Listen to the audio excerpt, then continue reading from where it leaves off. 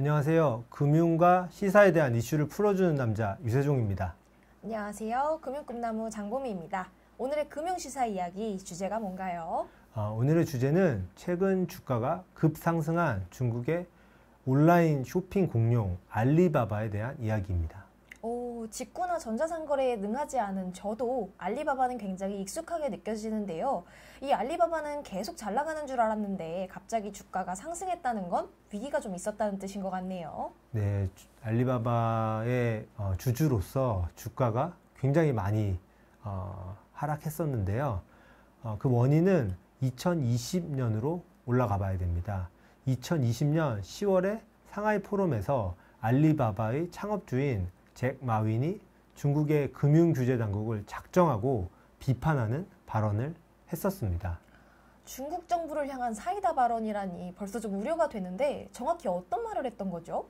이 마윈이 그 자리에서 중국 금융당국이 전당포 영업을 하고 있다고 말하면서 담보가 있어야 대출해주는 중국 금융당국의 실태를 굉장히 세게 비판한 거죠.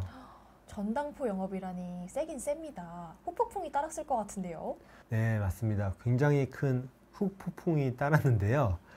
마윈의 비판 발언 이후 중국 당국은 알리바바 그룹을 거칠게 공격했습니다. 먼저 핀테크 계열사인 엔트그룹의 상하이와 홍콩 증시 상장을 보류하는 것을 강요하기도 했고요.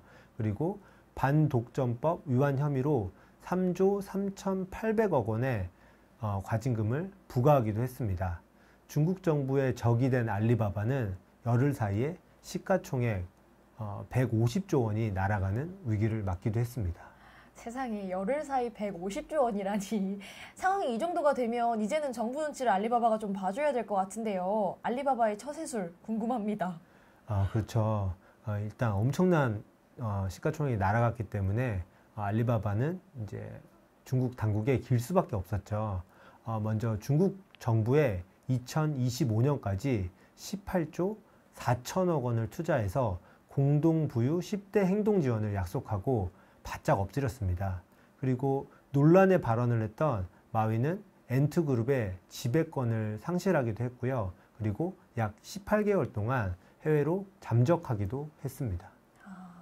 어디 무서워서 말 한마디 하겠나요? 이 말 한마디의 영향력이 개인에게도 기업에게도 엄청난 결과를 불러왔네요. 그렇죠. 이 중국 정부의 기술 분야에 대한 규제 강화가 민간 기업과 투자자의 두려움을 자극했습니다.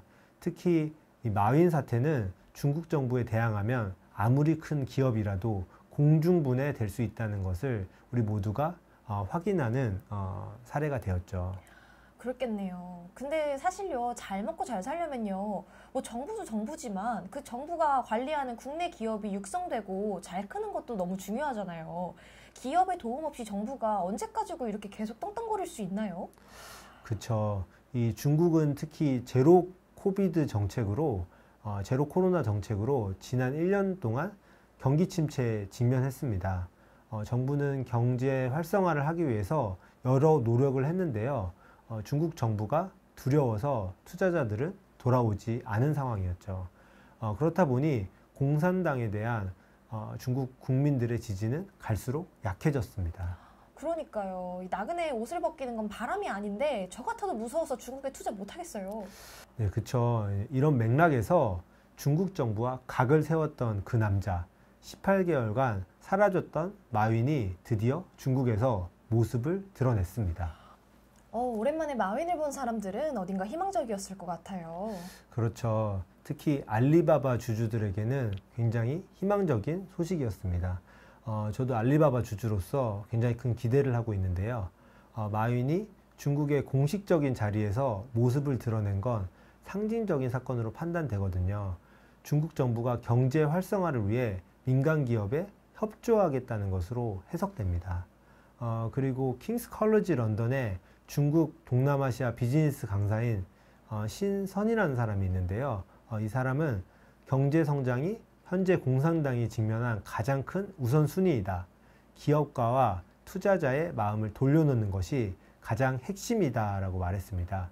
그리고 또한 마윈과 중국 정부 사이에 모종의 거래가 있었던 것으로 생각한다라고 발언하기도 했습니다. 오, 그렇게 볼 수 있겠네요. 18개월 만에 공식 석상의 모습을 드러낸 마윈의 행보가 좀 궁금한데요. 마윈의 일정은 무엇이었나요?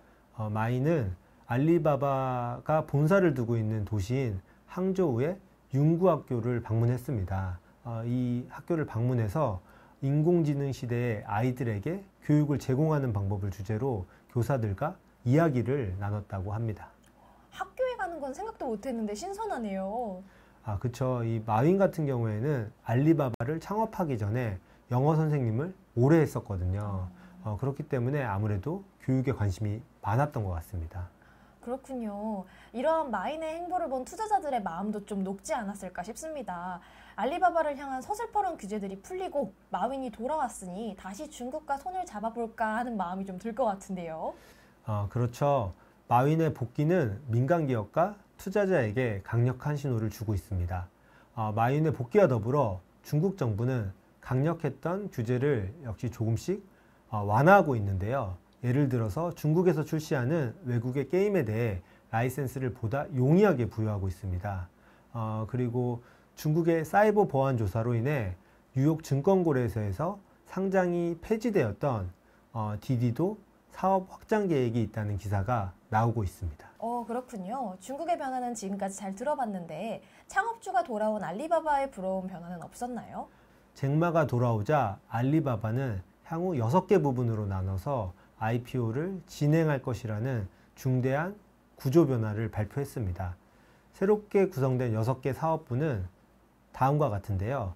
클라우드 인텔리전트 그룹, 타오바오 티몰 커머스 그룹, 로컬 서비스 그룹, 카이니아오 스마트 로지스틱스 그룹, 글로벌 디지털 커머스 그룹, 디지털 미디어 앤 엔터테인먼트 그룹.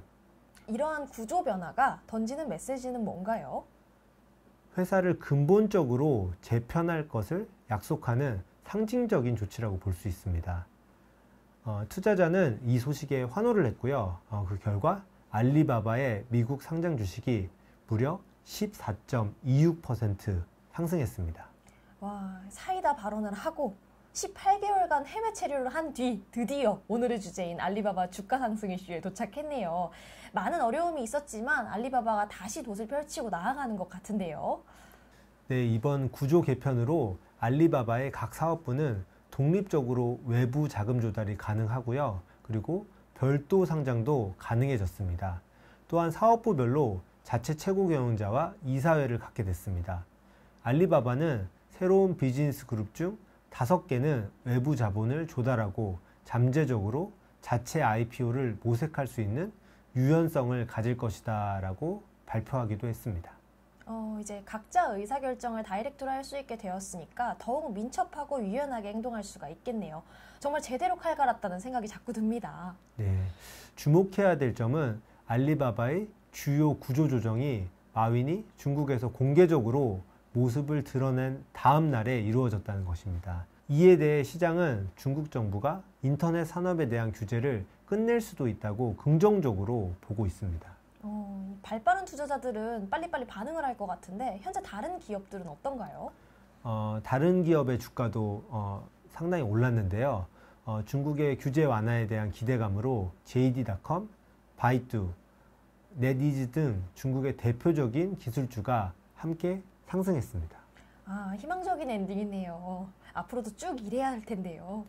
네, 맞습니다. 저도 알리바바의 주주로서 마윈의 복귀가 알리바바 주가 상승의 신호탄이 되길 바랍니다. 그리고 중국 경제도 한국 경제도 회복되길 간절히 바랍니다. 네, 오늘은 중국의 기업 규제와 위기를 극복하고 있는 알리바바에 관한 이야기를 들려드렸는데요. 주제가 유익하셨다면 앞으로도 많은 관심 부탁드리겠습니다. 지금까지 금융꿈나무 장보미, 유세종이었습니다. 감사합니다.